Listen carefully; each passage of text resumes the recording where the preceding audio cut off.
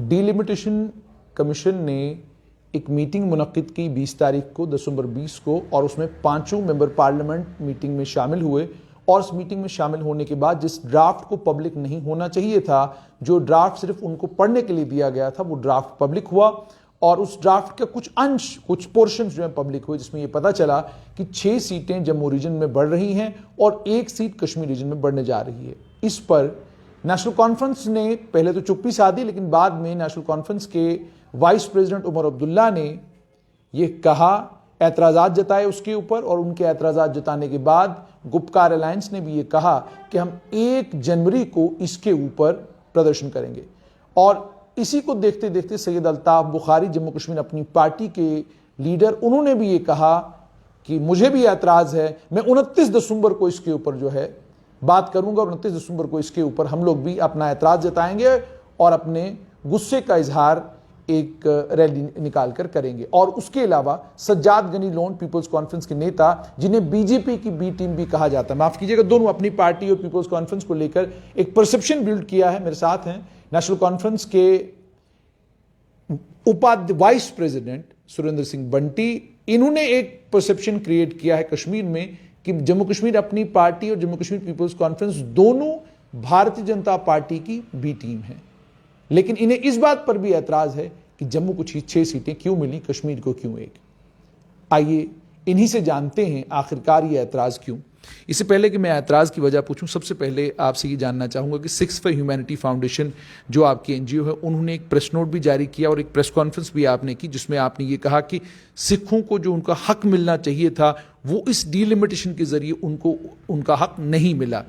आपके लीडर इस डीलिमिटेशन से नाराज, आप कहते हैं कि इस डीलिमिटेशन में हमको हमारा हक नहीं मिला, समझ से बाहर है। देखिए जुनैद साहब, पहली बात तो ये है, जब डीलिमिटेशन कमीशन बना और इसने दौरा किया कश्मीर का भी और जम्मू का भी, तब ये कहा गया सरकार, केंद्र सरकार द्वारा भी और डीलिमिटेशन कमीशन द्वारा भी, कि हर एक फिरके का, हर एक समुदाय का, हर एक उस वर्ग का ख्याल रखा जाएगा जो जम्मू कश्मीर का रहने वाला है।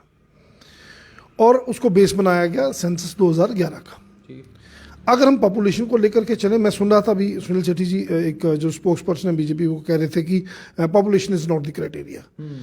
देखिए, कभी भी डिलिमिटेशन में पॉपुलेशन को आप इग्नोर नहीं कर सकते। अगर आप कॉन्स्टिट्यूंसीज क्राफ्ट करते हैं, उनको बढ़ाते हैं, कम करते हैं, ज़्यादा करते हैं, तो पॉपुलेशन के बेस पे करते हैं ना। अब आप ये कहें जी टेरेन, वहाँ टेरेन ज़्यादा है, वहाँ हिली एरिया ज़्यादा है, ultimately it is the population which matters. अगर आप पॉपुलेशन की बात देखिए, इसमें एक विरोधाभास, भारतीय जनता पार्टी दोनों तरफ आगे हो जाती, दोनों तरफ से वो क्रेडिट लेने की कोशिश करते हैं। चूंकि ये कमीशन गवर्नमेंट ऑफ इंडिया का कमीशन था, हम मान के चलते हैं कि इसमें कोई पॉलिटिकल पैरामीटर्स को नहीं देखा गया, कोई पॉलिटिकल आइडियोलॉजी नहीं देखी कि हम कमीशन की इंटीग्रिटी पे कोई सवाल नहीं उठाते। लेकिन हमारा सवाल ये है कि अगर 2011 अगर पॉपुलेशन उसका बेस है, 2011 सेंसस उसका बेस है, उसकी पॉपुलेशन के हिसाब से आपको पता है आबादी कहाँ की ज़्यादा थी, 15 लाख आबादी कश्मीर की ज़्यादा थी। तो अगर 15, सुरेंद्र बंटी जी आऊंगा, लेकिन पहले सिर्फ मैं जानना चाहता हूं कि सिखों को लेकर जो बात आपने की। देखिए, सिखों का जो एक है वो सिक्स फॉर ह्यूमैनिटी फाउंडेशन, एक इंडिपेंडेंट, उसका नेशनल कॉन्फ्रेंस के साथ कोई ताल्लुक नहीं है।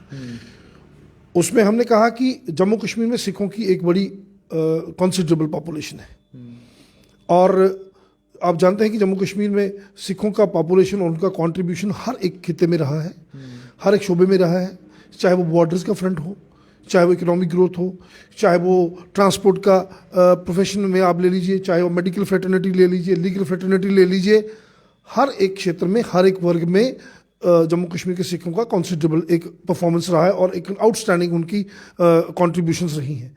आप उनको इग्नोर नहीं कर सकते। अगर आपको हर एक वर्ग की बात करनी थी तो फिर उनका हक, उनके हक की तो बात नहीं की। कितनी सीटें बनती है सिखों की? देखिए, पॉपुलेशन के हिसाब से तो हम अब देखें तो सीटें 2 तो कम से कम 2 के करीब तो सीटें बननी चाहिए। आपने कश्मीरी पंडित्स की बात की, तो कश्मीरी पंडित्स को आपने क्यों इग्नोर किया? उनका भी कंसिडरेबल वो है। अगर आपने पहाड़ी की बात की तो फिर आपको पता है ऑलरेडी एक कंट्रोवर्सी और एक कन्फ्रंटेशन 2 कम्युनिटीज के बीच डालने की कोशिश की जा रही है। वो कौन लोग कर रहे हैं ये भी आपको बखूबी पता है। फिर अगर आप एसटी कम्युनिटी को देते हैं तो फिर पहाड़ियों का क्या? फिर पीओजेके के जो रिफ्यूजी हैं उनका क्या, जिन्होंने देश के लिए सब कुछ छोड़ा? उनको क्यों नहीं आपने कॉन्फिडेंस में, उनको क्यों नहीं आपने कंसिडर किया? यानी अगर आप ये कहते हैं कि डिलिमिटेशन कमीशन के ये कहता है कि हमने पैरामीटर्स पूछे भी कौन से पैरामीटर्स के तहत आपने जो डिलिमिटेशन का जो पहला आपका जो अभी पहले मरहले में जो आई हैं उसके जो बाहर आ रहे हैं उसके हिसाब से तो ये लगता है ये एक पॉलिटिकल की तरफ इशारा करता है। मैं I am very sorry to say this कि एक पॉलिटिकल क्लास को एक पॉलिटिकल आइडियोलॉजी को जो है वो सूट करती है। ये इस वक्त तक जो बाहर आ रहा है रिकमेंडेशंस का जो लबो-लबाब हमने सुनने में आया, नेशनल कॉन्फ्रेंस का ये कहना है कि आप जम्मू की 6 सीटें आपने कहाँ बढ़ी, मैं पूछता हूँ जम्मू की 6 सीटें कहाँ बढ़ी, आप बताइए जम्मू की 6 सीटें बढ़ी। अगर आप जम्मू की 6 सीटें बढ़ी फिर पुंछ राजौरी की 9 कैसे हो गई, वो आपने एसटी वो तो पुंछ राजौरी को चली गई ना। आपने अगर पॉपुलेशन को पैरामीटर नहीं बना फिर आपने ये क्यों कहा कि जम्मू की, आपके लोग ही कहते हैं कि जम्मू की फलां कॉन्स्टिट्यूंसी में जी 2 लाख वोट है वो कम होना चाहिए। अगर पैरामीटर पॉपुलेशन नहीं है तो फिर 6 जम्मू को आई और 1 कश्मीर को क्यों आई? ये सवाल ये नहीं है मैं जम्मू का हूँ तो मैं जम्मू के खिलाफ क्यों बोलूँगा। हमें खुशी है कि जम्मू की 6 आई है, 6 सीटें। फिर अगर आपने पॉपुलेशन को ही बनाना था तो फिर 6 और 1 का रेशो आप इसको कैसे जस्टिफाई करते हैं? मुझे ये भी आपसे समझना है कि सैयद अल्ताफ बुखारी भी इस पर नाराज़ हैं, पीपल्स कॉन्फ्रेंस के लीडर सज्जाद गनीलोन भी इस पर नाराज़ हैं। वो ये कि आपके ऊपर ये इल्ज़ाम लगाते हैं कि असल में बीजेपी के साथ जुगलबंदी आपकी है, आपकी बिहाइंड द बैक उनके साथ अच्छी खासी सेटिंग है, आप उनके साथ हुकूमत बनाने के बारे में आप प्रोग्राम बना रहे हैं, आप खाम में उन दोनों को बीजेपी की बी टीम कह रहे हैं। देखिए जब 2014 के रिजल्ट आए थे आपको याद होगा, तभी ये स्पेकुलेशंस लगाई जा रही थी कि नेशनल कॉन्फ्रेंस जो है वो बीजेपी के साथ जाएगी। ठीक है, याद होगा हमने बीटीवी में इंटरव्यू में कहा था कि नहीं ऐसा कुछ नहीं है और हम अपने स्टैंड पर खड़े रहे। नेशनल कॉन्फ्रेंस एक अपनी आइडियोलॉजी पे अडिग खड़ी है। रही बात आपने बुखारी साहब की अपनी पार्टी की या गनी लोन साहब की, गनी लोन साहब का क्या है, वो सुबह उनकी इधर होती है, शाम वो दिल्ली में बैठे होते हैं। वो तो दिल्ली के दरवाजे 2-2 महीने होटलों में क्यों रुकते हैं जाकर के, वो पूरी दुनिया जानती है। अपनी पार्टी तो सबको पता है किसकी बी टीम है, वो मेरे कहने की जरूरत ही नहीं है। ये लोग ये कुछ स्टेक होल्डर्स नहीं है कश्मीर के। मैं सीधी सी बात देखिए, स्टेक होल्डर्स वो लोग हैं जो लोग जम्मू कश्मीर की बात करते हैं, जो जम्मू कश्मीर को यूनाइट करने की बात करते हैं। ये जो अभी रिकमेंडेशंस आ रही हैं ये तो आप लड़वा रहे हैं। आप तो सत्ता के पीछे लोगों को जम्मू और कश्मीर में लड़वाना चाहते हैं और इंटरेस्ट आपका अपना है। आप मुझे बताइए, पॉलिटिकल रिजर्वेशन आप कहते हैं जी 9 हमने दे दी जी 9 सीटें गुजर कम्युनिटी को, बताइए आम गुजर का क्या फायदा इसमें उन 9 बंदों का फायदा होगा जो एमएलए बनेंगे। एक एसटी कम्युनिटी कैसे एम्पावर होगी सिर्फ एमएलए की सीट देने से, ये बताइए। सिर्फ भारतीय जनता पार्टी अपनी हुकूमत बनाने के लिए ये नंबर गेम खेलना चाहती है। ये अब सारा एक्सपोज हो चुका है, मैं अपने मुंह से क्यों कहूँ, सारी दुनिया समझती है ये क्यों हो रहा है। जम्मू में उनको नुकसान है, उनकी 25 एमएलए ने क्या उनकी कारगुजारी है उनको पता है, उनके अपने सर में पार्टी के बता रहे हैं कि उनका रिजल्ट 10-12 से ऊपर नहीं जा रहा। ये आपको भी पता है, मैं भी पता है।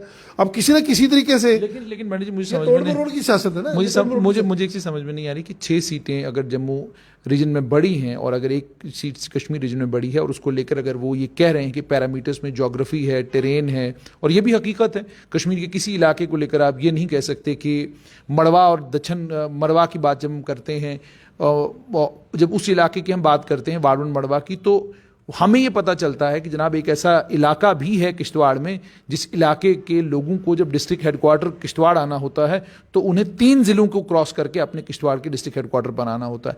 रामबन के ऊपर वाले एरियाज में जब आप जाते हैं तो वहाँ पर भी सूरत हाल कोई अच्छी नहीं, बहुत बुरे हालात हैं वहाँ पर भी। इसी तरीके से अगर हम बात करें LOC के पास जो ज़्यादातर लोग हैं वो आप जानते हैं सारे रेफ्यूजी हैं जो वहाँ उन दुश्वार गुजार इलाकों में रहते हैं। तो अगर उन तमाम इलाकों को रिप्रेजेंटेशन देने का तय किया डिलिमिटेशन कमीशन ने और सीटें बढ़ाते वक्त जम्मू डिस्ट्रिक्ट की तो बढ़ाई नहीं, कहा जम्मू डिस्ट्रिक्ट में डिजर्व ही नहीं करते आप 2-2 लाख के, हालांकि उसमें सर्वेज हैं कि जी इतने लाख तो एक कॉन्स्टिट्यूंसी में हमारे वोटर हैं, फिर भी आप नहीं बना रहे। तो आप इसलिए इसको लॉपसाइडेड कह रहे हैं क्योंकि कश्मीर को 1 सीट मिली, 6 जम्मू को मिली, जबकि अभी भी कश्मीर में 47 सीटें हैं और 43 सीटें जम्मू संभाग में, जिसको लेकर भी जम्मू के भी बहुत सारे लीडर सड़कों के ऊपर हंगामे कर रहे हैं। तो आप मतलब जम्मू क्यों नहीं हजम होता नेशनल कॉन्फ्रेंस को, आखिरकार वजह क्या है? देखिए आप ये इल्ज़ाम आपका गलत है, मैं इस इल्ज़ाम को खारिज करता हूँ। जम्मू के अंदर नेशनल कॉन्फ्रेंस की बहुत मकबूलियत है और हमारी बड़ी स्ट्रॉन्ग प्रेजेंस है। चाहे लखनपुर से लेकर के आप पुंछ हवेली तक जाएं या आप बनी बसोली से लेकर के इस इलाके में निकल जाएं, चिनाब वैली में कहीं भी नेशनल कॉन्फ्रेंस कहीं भी जीतने की सख्त जम्मू के अंदर रखती है। ऐसा नहीं है, वो टाइम एंड अगेन हमने जीत के बताया है।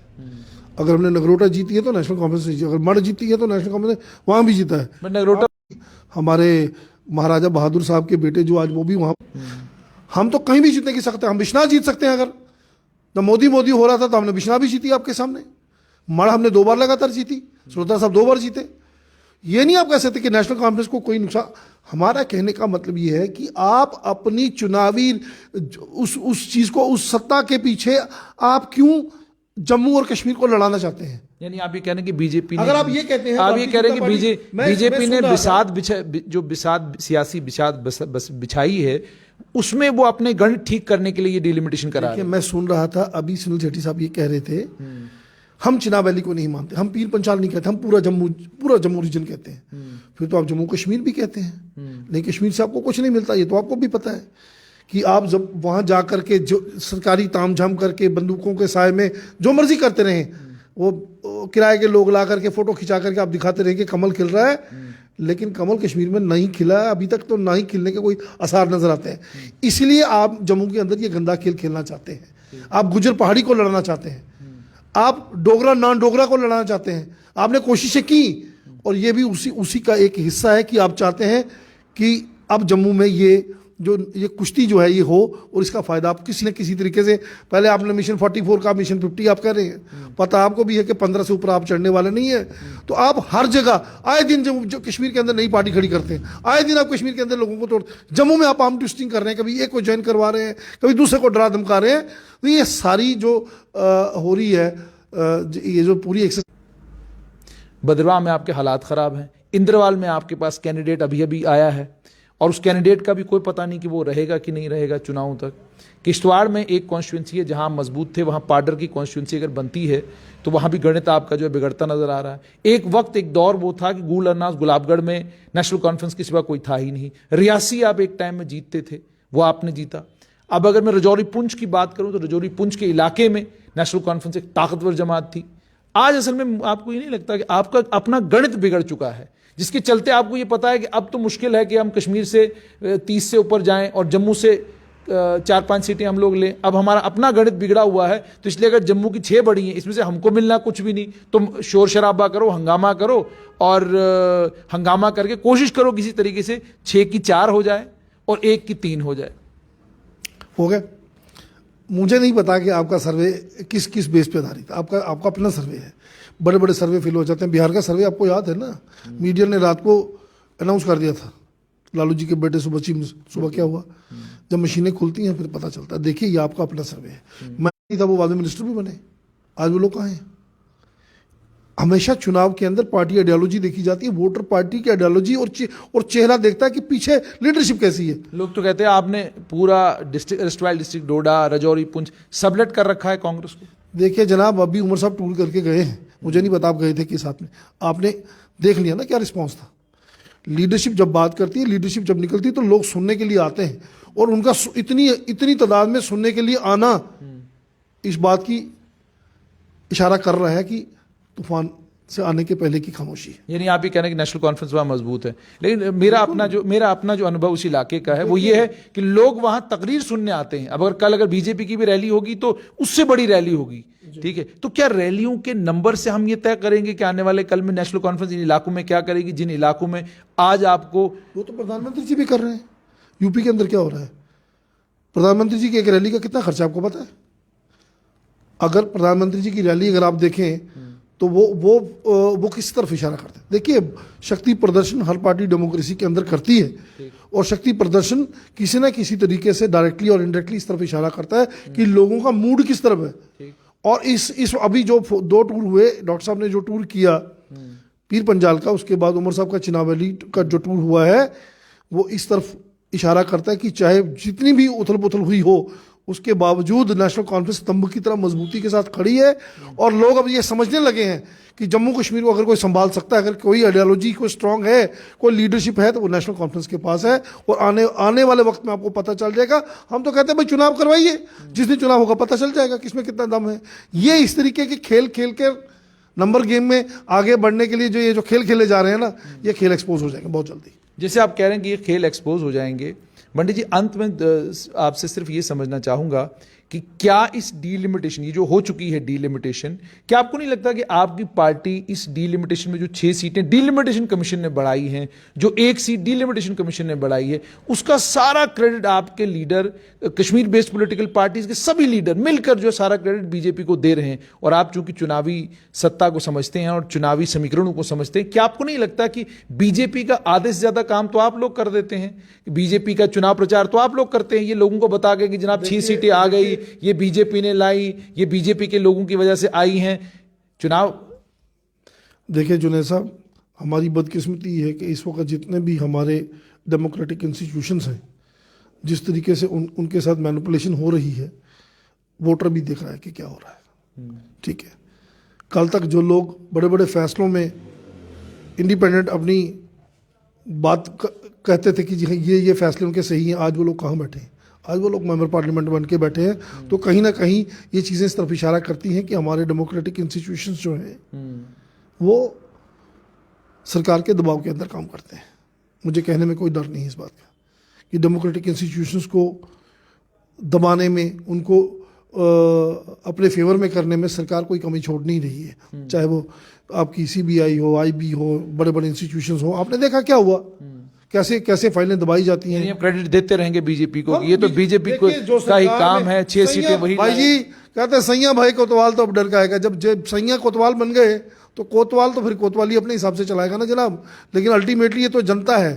जब जनता जनार्दन होती, जब जनता फैसला करने पे आई तो बड़े बड़े तख्तील जाते हैं जनाब। डेमोक्रेसी है एंड डेमोक्रेसी विल प्रिवेल। जिस दिन चुनाव होगा आपको पता चल जाएगा। बहुत बहुत शुक्रिया। तो ये थे नेशनल कॉन्फ्रेंस के वाइस प्रेसिडेंट सुरेंद्र सिंह बंटी। आपने इनसे सुन लिया, इन्होंने ये कहा कि नेशनल कॉन्फ्रेंस एक ताकतवर जमात है और पूरे जम्मू कश्मीर में नेशनल कॉन्फ्रेंस है। सूबे के वाइस प्रेसिडेंट भी हैं, पूरे जम्मू कश्मीर में नेशनल कॉन्फ्रेंस है। और कल जिस वक्त इंतखाबात होंगे तो नेशनल कॉन्फ्रेंस एक बड़ी ताकत बन के उभरेगी। लोग खामोश जरूर हैं, लेकिन लोग सब कुछ समझ रहे हैं।